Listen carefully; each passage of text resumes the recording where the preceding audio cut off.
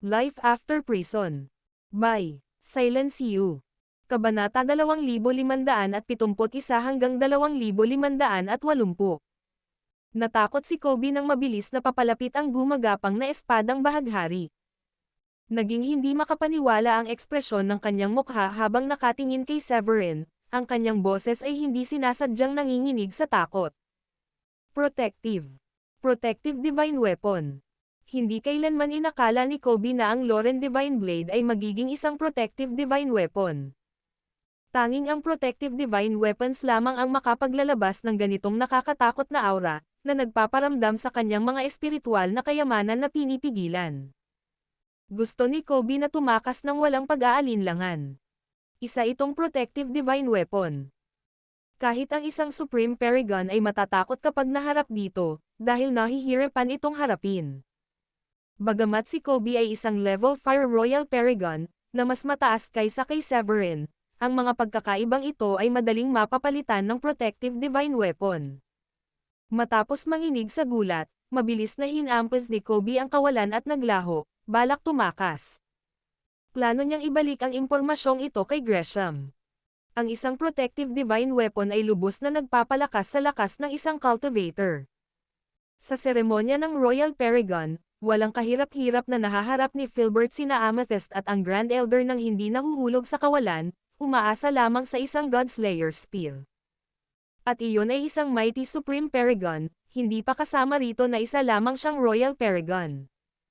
Ang pakikitungo kay Severin, na may-ari ng Protective Divine Weapon, ay parang isang tanga. Kaya, hindi nag-atubili si Kobe at nagpas siyang tumakas. Ngunit hindi siya binigyan ni Severin ng pagkakataong makatakas. Inihagis niya ang Loren Divine Blade at ginawa itong isang lumilipad na espada na tumagos sa katawan ni Kobe sa bilis ng kidlat. Hindi. Dumura ng dugo si Kobe at puno ng takot at sigaw ang kanyang mukha habang nararamdaman niyang mabilis na nawawala ang kanyang dugo at asensya. Labis siyang nagpumiglas, at gusto nang tumakas ng kanyang kaluluwa mula sa kanyang katawan. Gayunpaman, umugang ang Loren Divine Blade at agad na winasak ang nakapalibot na espasyo. Nang lumitaw ang kaluluwa ni Kobe, agad itong nadurog at naging abo. Itinaas ni Severin ang kanyang kamay at kinuha ang Loren Divine Blade nang makita niyang wala ng kapalit si Kobe. Kasabay nito, kinuha rin niya ang special ring ni Kobe. Pagkatapos nito, malamig niyang tiningnan ang iskolar na hindi kalayuan, walang anumang emosyon sa kanyang tingin. Nang sandaling magtama ang tingin ng taong ito kay Severin, nang inig siya ng malakas, mabilis na bulalas sa takot. Papatawarin mo ako, Severin. Bago pa niya matapos ang kanyang mga salita, hinampas niya ang kawalan at agad na nawala sa paningin ni Severin. Hindi pa tuluyang nababaliw si Hugo. Isa lamang siyang kumpletong antas na Level 4 Royal Paragon na walang kapantay kay Kobe. Imposible pa nga para sa kanya na kalabanan si Severin, na nagtataglay ng isang Protective Divine Weapon. Agad na napatay si Kobe ni Severin sa isang tama lang. Mabilis na tumakas si Hugo para sa kanyang buhay. Hiniling niya na may dalawa pa siyang paa at hindi nang ahas na magpahinga kahit isang sandali habang tumatakbo siya ng daan-daang milya ang layo sa isang hininga. Nang hindi niya maramdaman ang aura ni Severin, pinunasan niya ang malamig na pawis sa kanyang noo at huminga ng malalim. Kawawa naman. Hindi ko inaasahan na makakasalubong ko si Severin dito, ang God-killing na ito.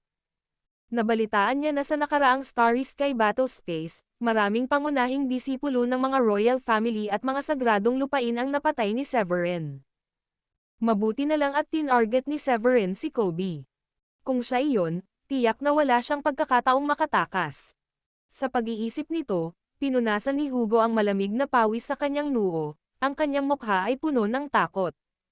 Protective Divine Weapon. Tila magugunaw na ang plano ng Primordial Sacred Land sa pagkakataong ito. Samantala, kinuha ni Severin ang special ring ni Kobe at ginamit ang kanyang Divine Sense, pilit na sinira ang mga defensive restrictions sa loob. Matapos sirain ang mga restrictions, sumulyap si Severin sa loob gamit ang kanyang Divine Sense, at hindi napigilan ng kanyang mga mata na magtagal. Walang gaanong bagay sa loob ng ring. Ilang plate ng jade na may nakasulat na teknik sa pagsasanay at divine technique, ilang bote ng mga gamot na alchemical, ilang kahon ng jade, at sa wakas, isang mapa ng balat ng hayop na kasing laki ng palad.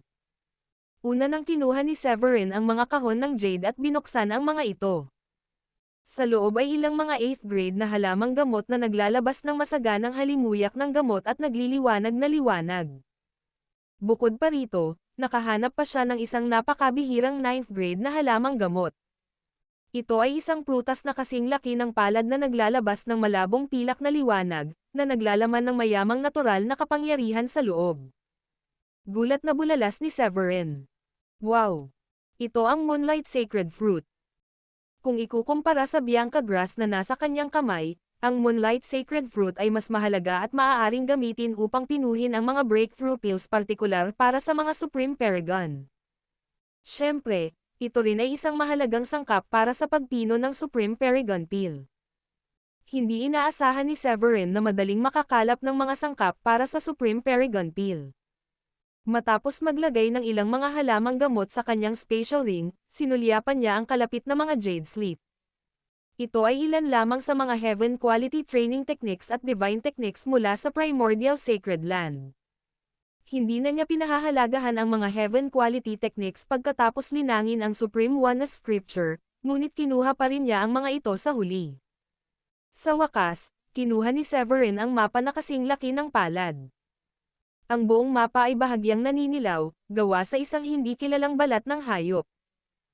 Sinulyapan lamang ito ni Severin at nagpakita ng isang masaya at nasasabik na ekspresyon. Ito ay talagang mapa ng lupang minana sa lihim na kaharian ng Eastern Sea. Bulalas ni Severin. Lumabas na ang dating Supreme Lord ng Primordial Sacred Land ay lumaban sa panggigipit at personal na ginalugad ang lihim na kaharian ng Eastern Sea. Ang hilaw na materyales para sa Godslayer Spear ng Primordial Sacred Land ay nakuha mula sa lihim na kaharian na ito. Kalaunan, inukit ni Baldwin ang mapa ng ruta at ipinamahagi ito sa mga Royal Paragon na pumasok sa lihim na kaharian sa pagkakataong ito. Mapalad din si Severin.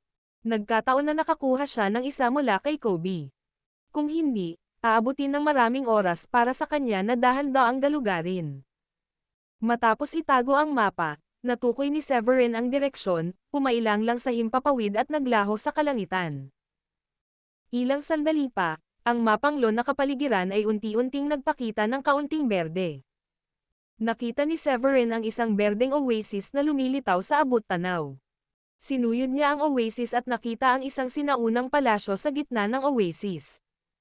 Ang palasyo ay natatakpan ng mga umuugong na porma sayon at naglabas ng maringal na aura.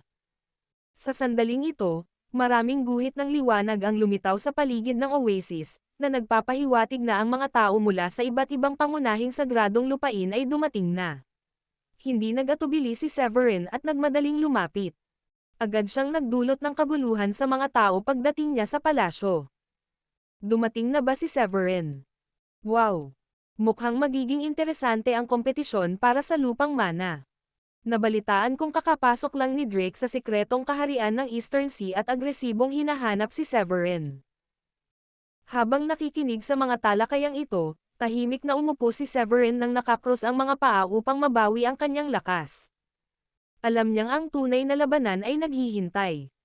Totoo nga, nakarating si Gresham sa lupang minana kasama ang mga Royal Paragon mula sa iba't ibang sagradong lupain sa loob ng wala pang 30 minuto. Nang makita si Severin, nagyelo ang kanyang mga mata at napuno ng hangering pumatay. Kaagad pagkatapos, dumating si Drake. Alam na ng lahat sa karamihan ang tungkol sa alitan sa pagitan nina Severin at Gresham. Agad na sumiklab ang mga talakayan. Dumating na rin ang Saintman ng Primordial Sacred Land. Tiyak na magiging isang matinding labanan ito. Hihihi. Nabalitaan kong natalo ni Severin si Drake gamit ang isang kamay noong nakaraan. Iniisip ko kung magagawa niya ulit ito ngayon.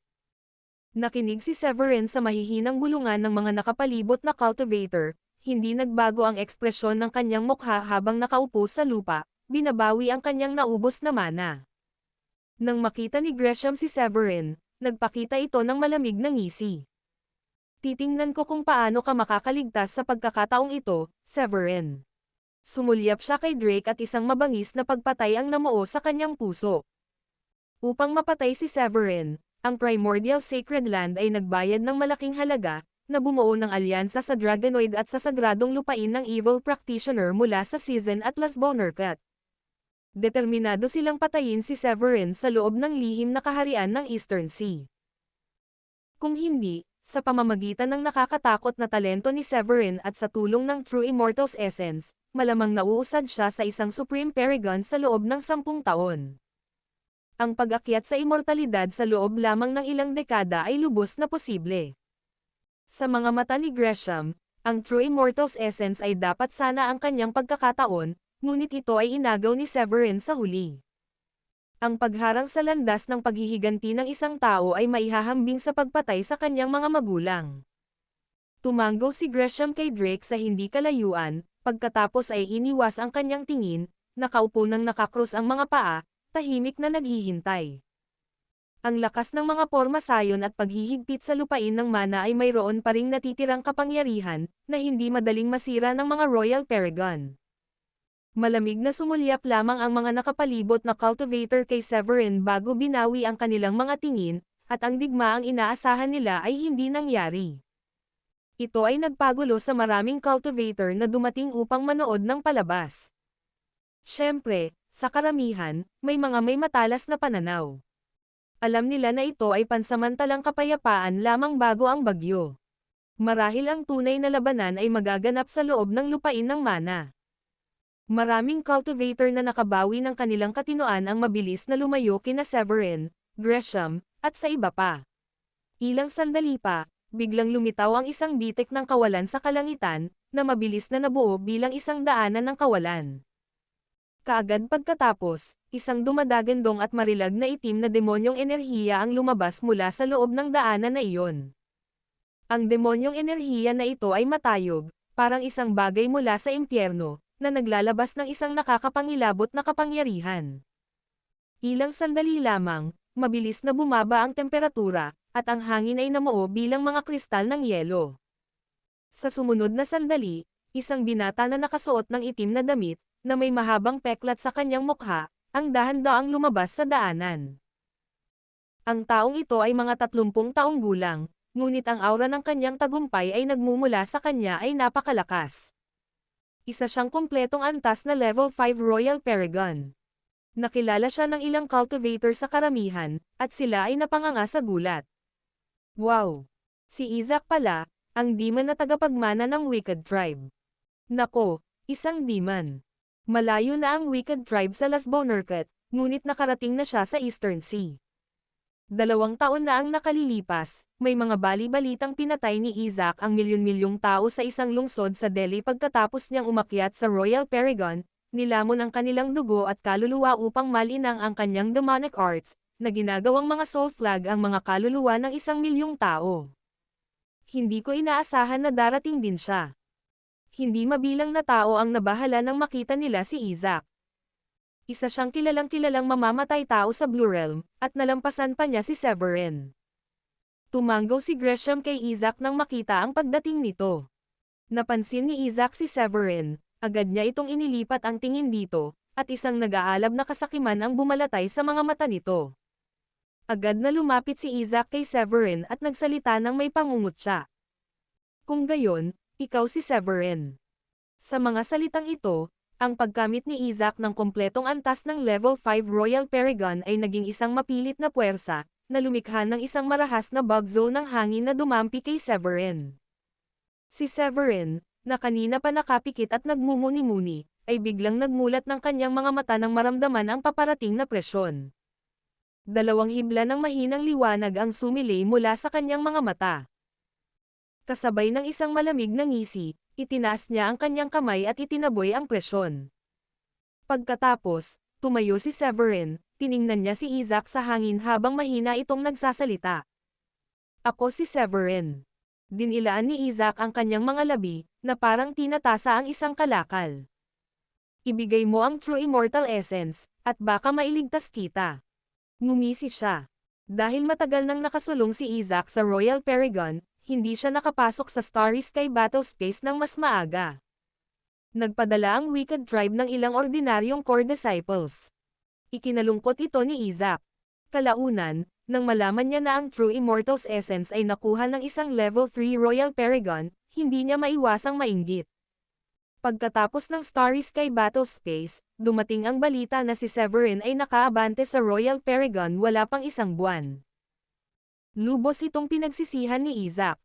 Sa kanyang palagay, si Severin ay magiging level 5 Paragon pa rin kung hindi niya nakuha ang True Immortal's essence.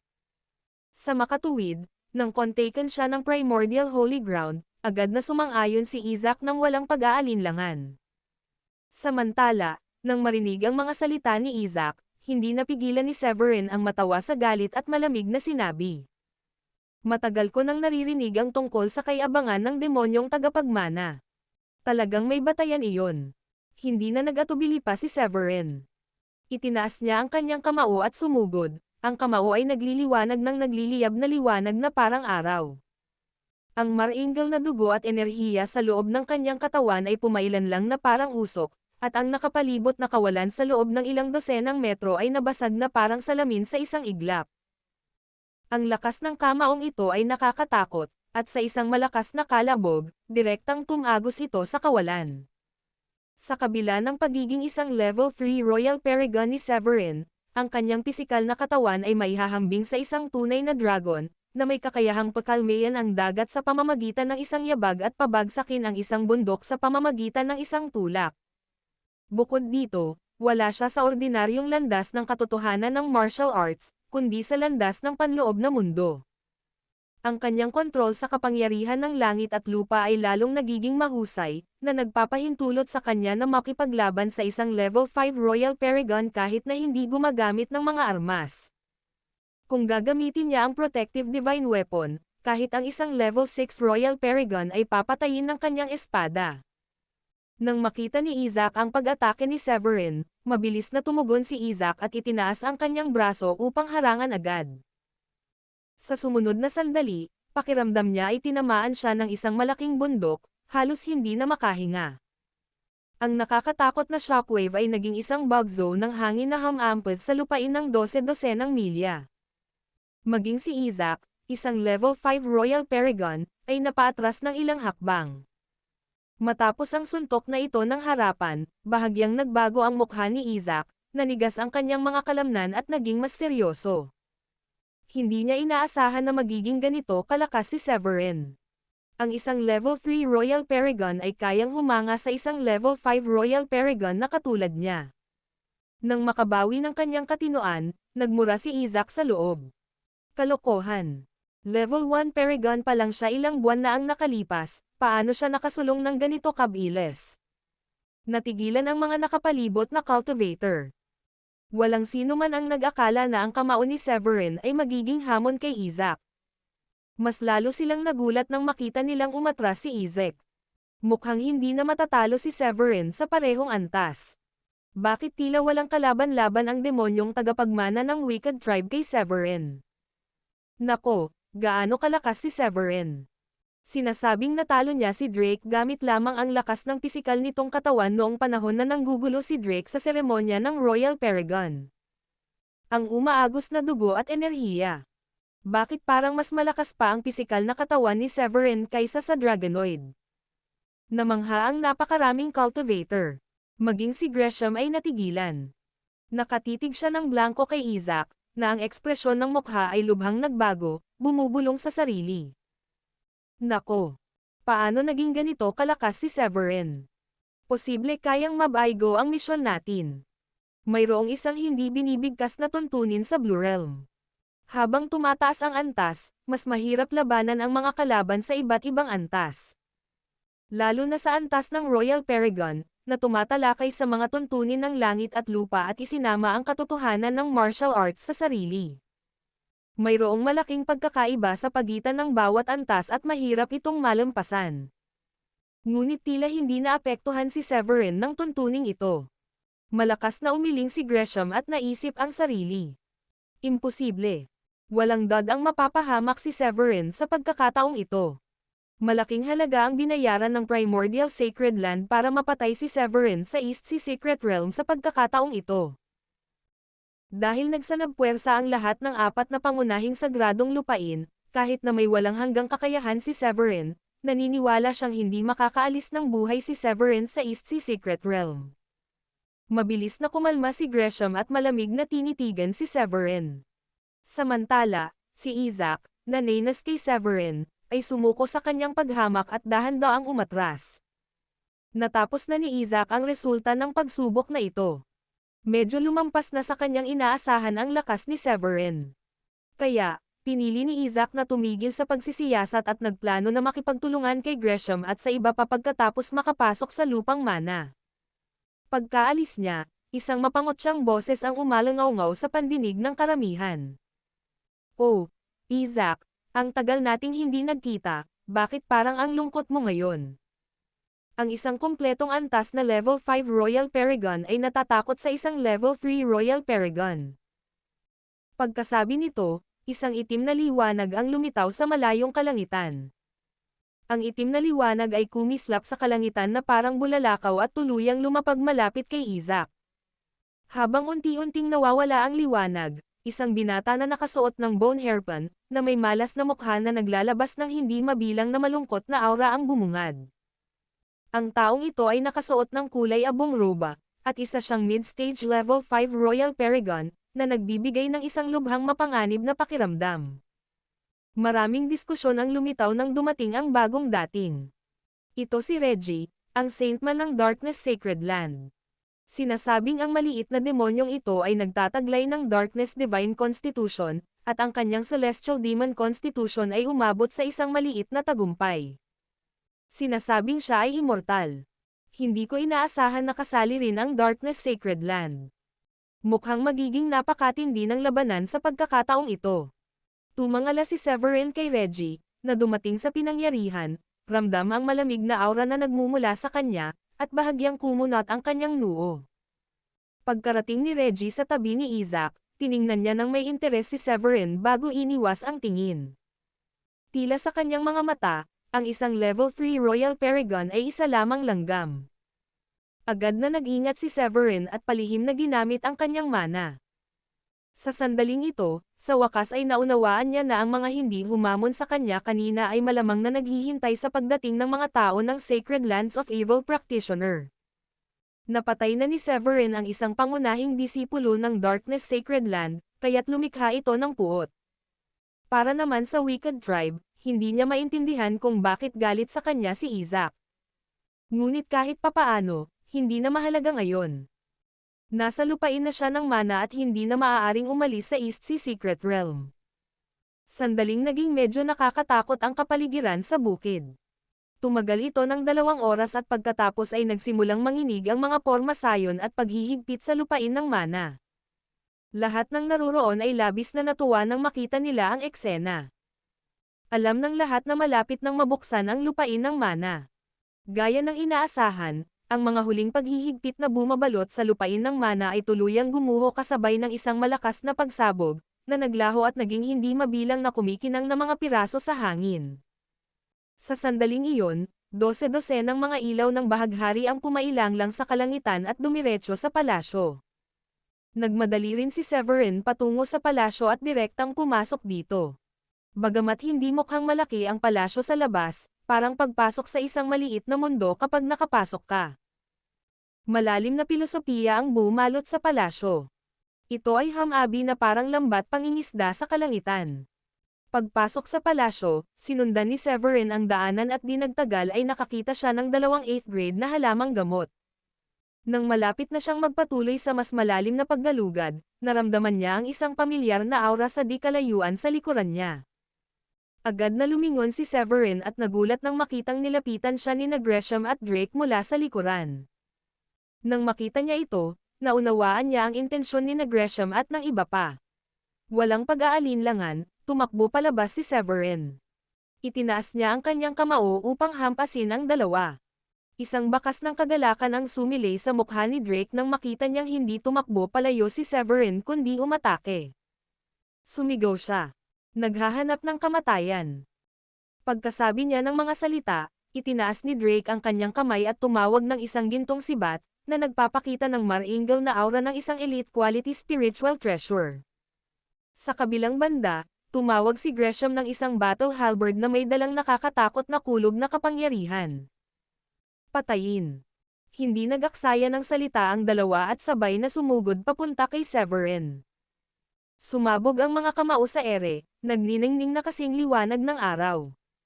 Matapos ang daan-daang magkakasunod na suntok, hindi niya nalagpasan ang depensa ng dalawa, hindi na balak ni Severin na ipagpatuloy ang pagsasabit sa sarili. Tinawag niya ang Loren Divine Sword mula sa loob ng kanyang panloob na mundo, at lumitaw ito sa kanyang kamay sa kawalan.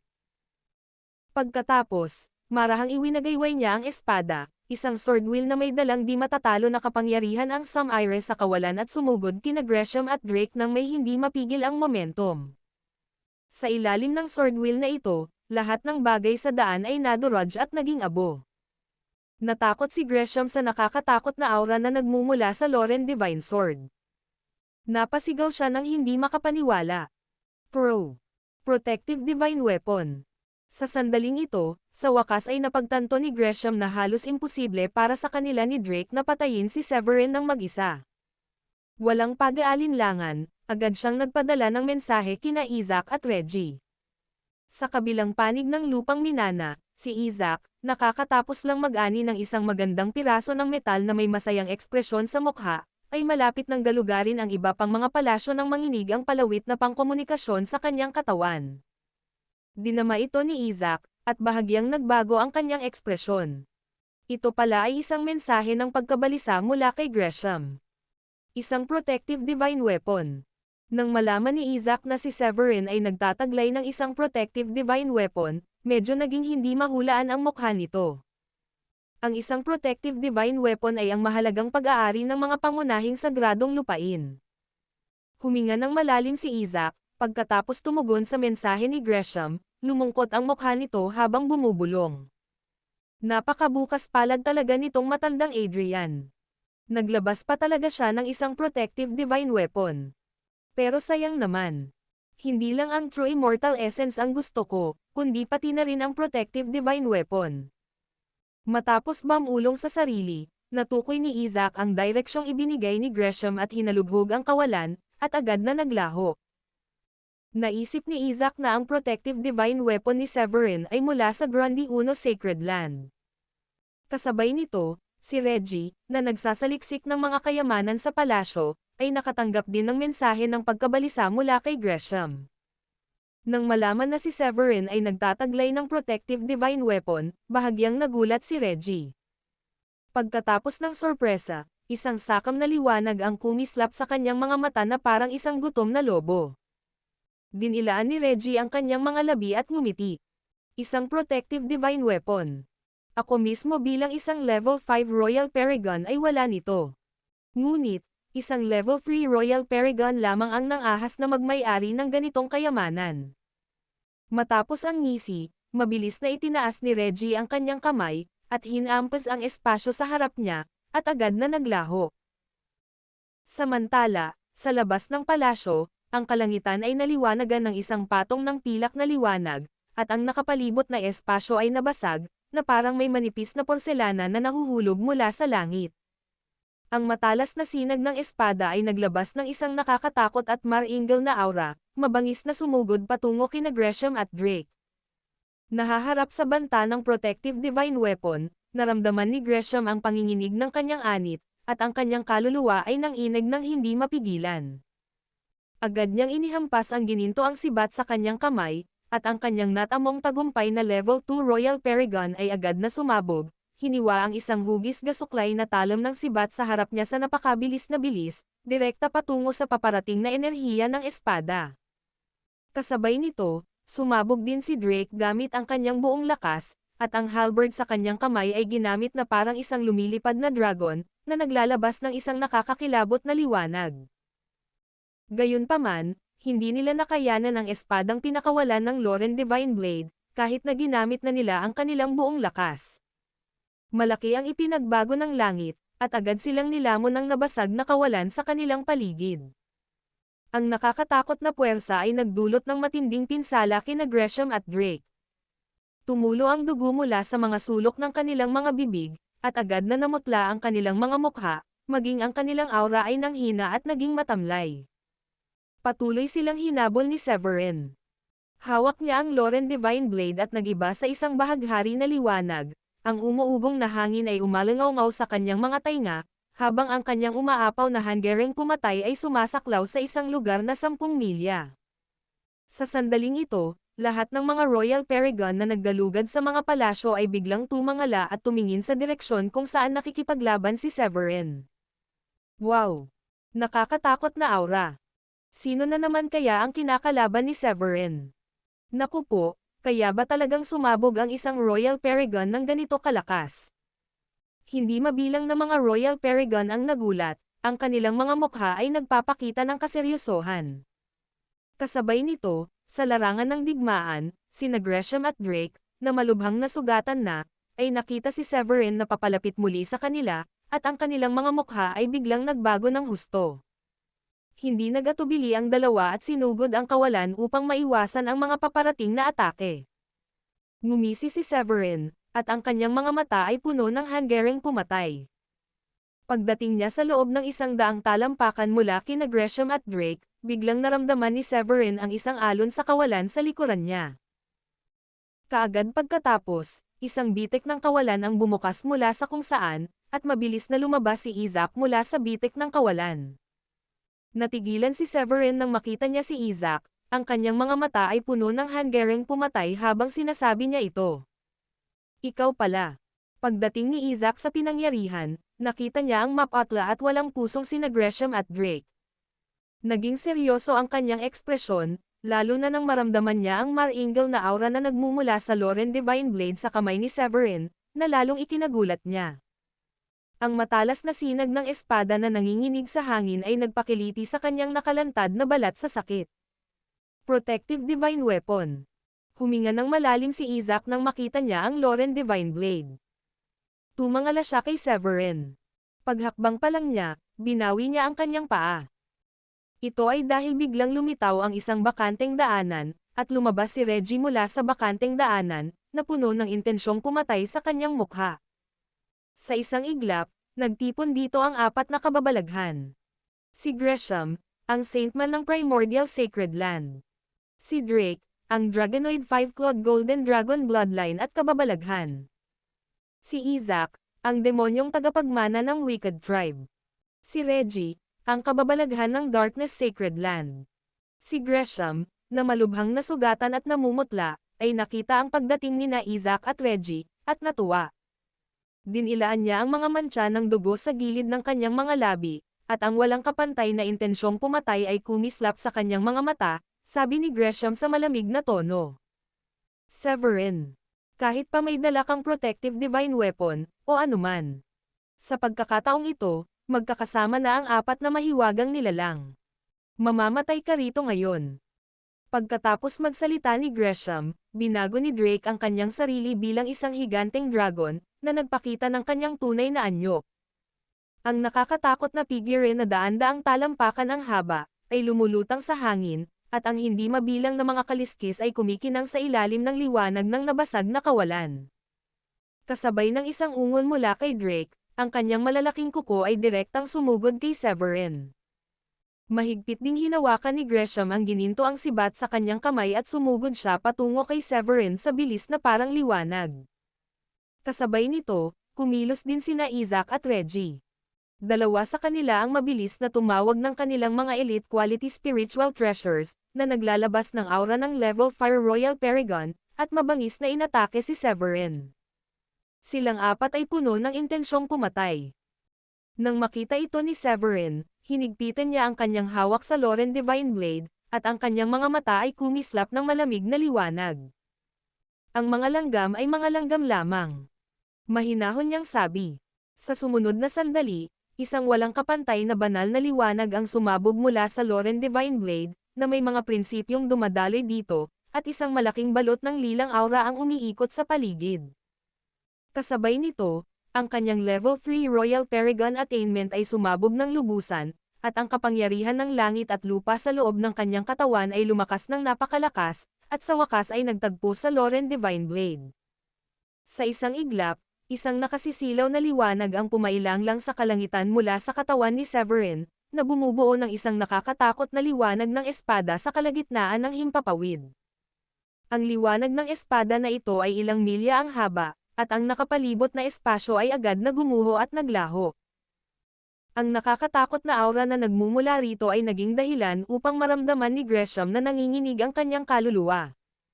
Ang kanyang buong katawan ay nababalot ng mga balahibo ng balahibo, at pakiramdam niya ay mamamatay na siya sa pagkakataong ito. Si Gresham, na puno ng takot, ay malapit ng tahakin ang kawalan upang maiwasan ang paparating na liwanag ng espada.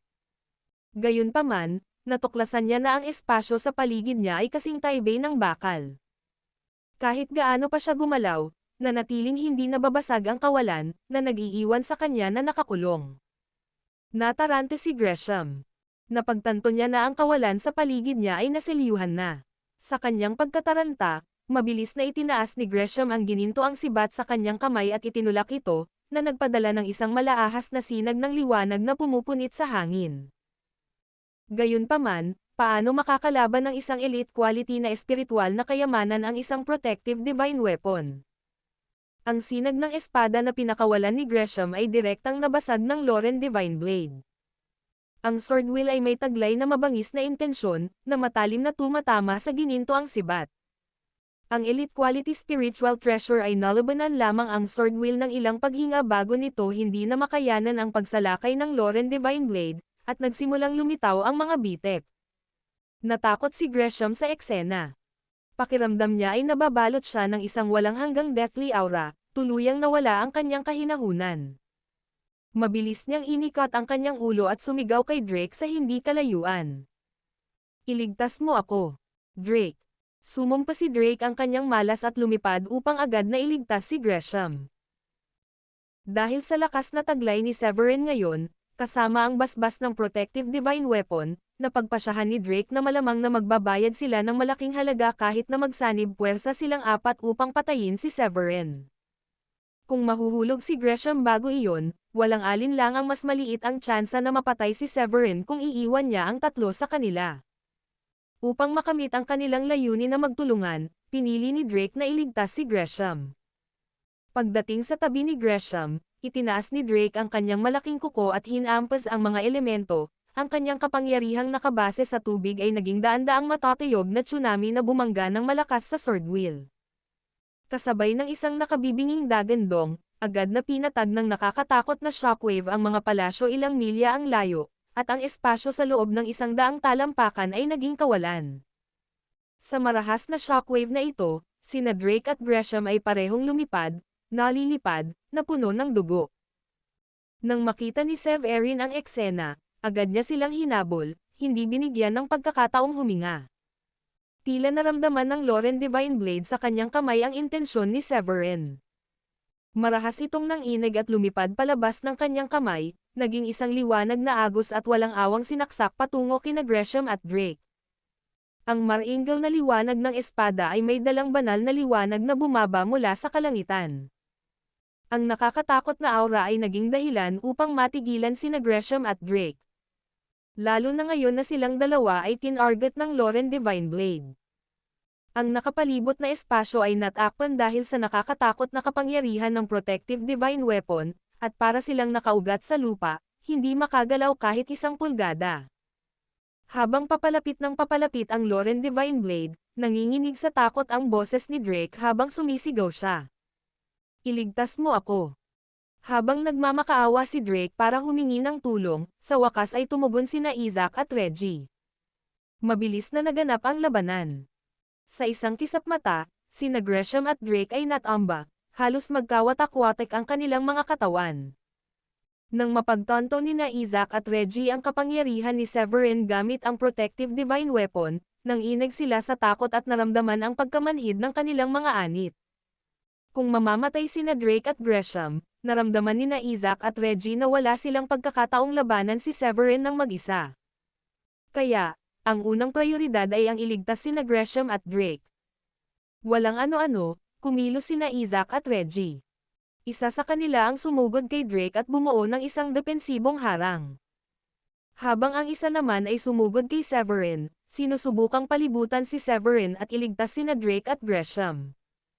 Sa kasamaang palad, si Severin ay nagbabantay laban sa kanila simula nang lumitaw sila. Lumingon si Severin habang gumagalaw ang dalawa. Ang Loren Divine Blade, na lumipad palabas, ay nawala sa kawalan at muling lumitaw sa kawalan. Ang nakakatakot na kapangyarihan ay lumaganap sa buong lupain, at ang nakasisilaw na gininto ang liwanag ng espada ay walang awang tumama kina Gresham at Drake. Dalawa sa kanila ang napuno ng matinding takot nang makita nila ang nakakatakot na sinag ng espada. Desperado nilang ipinamahagi ang kanilang mana, sinusubukang basagin ang kawalan upang maiwasan ang pag-atake. Gayunpaman, nanatiling nakasara ang nakapalibot na kawalan. Gaano man nila kahirap subukan, nanatiling hindi natitinag ang kawalan.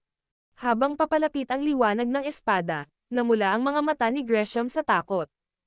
Sumigaw siya ng malakas. Hindi. Bago pa niya matapos ang kanyang mga salita, ang sinag ng espada ay tumagos sa kanyang katawan, binasag ang kanyang kaluluwa at pinunit ang kanyang katawan sa kalahati. Ang hiwa ay makinis at maayos, at ang kanyang dugo ay sumabog sa hangin, kalaunan ay naging purong espiritual na enerhiya at bumalik sa langit at lupa. Kung tungkol kay Drake, mas malala pa ang kanyang kalagayan sa ilalim ng atake ng Loren Divine Blade. Ang kanyang kakilakilabot na dragonoid na pangangatawan ay sumabog at naging isang ulap ng dugo. Ang kanyang ayaw na dagandong ay umalangaw-ngaw sa kalangitan. Hindi. Severin. Hindi mo ako kayang patayin. Di nagtagal, ang hindi gustong pag-ungol ni Drake ay natabunan ng isang marahas na pagsabog. Nang biglang bumagsak sina Gresham at Drake, sina Isaac at Reggie ay nakaramdam ng matinding pangamba. Ang lakas ni Severin ay higit pa sa kanilang inaasahan. Sa kabila ng pagiging isang level 3 Royal Paragon lamang, nagawa niyang harapin ang apat na kalaban at mapatay pa sina Gresham at Drake. Matapos harapin ang dalawa, itinaas ni Severin ang kanyang kamay, ang Loren Divine Blade ay pamunit sa kawalan at bumalik sa kanyang kamay.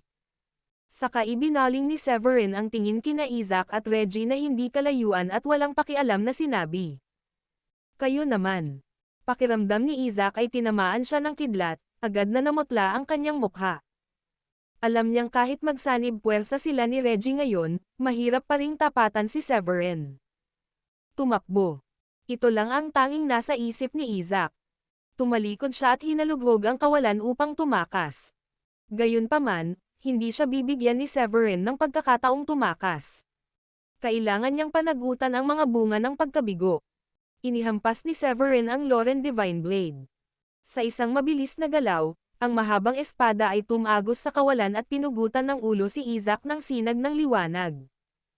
Kahit na isa siyang kompletong antas na level 5 Royal Paragon, wala siyang kwenta kung hindi siya nakarating sa Supreme Paragon. Sa isang iglap, bumagsak mula sa langit ang walang ulong katawan ni Isaac. Labis na natakot si Reggie nang makita niyang agad na pinatay ni Severin ang isa pang Royal Paragon, nanginginig ang kanyang katawan nang hindi mapigilan. Nauutol niyang sabi. Nalinlang ako ng kasakiman at minanipula ni Gresham at ng iba pa. Pakiusap, iligtas mo ang buhay ko. Hindi ito pinaniwalaan ni Severin. Hindi man lang siya tinitingnan, tinatakan niya ang nakapalibot na kawalan gamit ang Loren Divine Blade. Sa sumunod na sandali, ang talam ay naging isang kidlat, sumabog sa kawalan at nilipol ang mga nakapalibot na elemento, at walang awang tinamaan si Reggie. Ang kapangyarihan ng Protective Divine Weapon ay isang bagay na kahit isang mighty Supreme Paragon ay kayang-inggitan, kayang dalhin ang mga panuntunan ng langit at lupa. Bagamat hindi pa isang Supreme Paragon si Severin, ang kanyang landas ay hindi ang katotohanan ng martial arts, kundi ang landas ng panloob na mundo, na nagpapaikli sa mga panimulang panuntunan ng langit at lupa mula sa loob ng kanyang sentro ng enerhiya. Sa basbas ng kapangyarihang ito, ang kapangyarihang pinakawalan ng Protective Divine Weapon ay hindi isang bagay na kayang labanan ng isang Royal Paragon. Pagkatapos ng isang malakas na pagsabog, namatay si Reggie.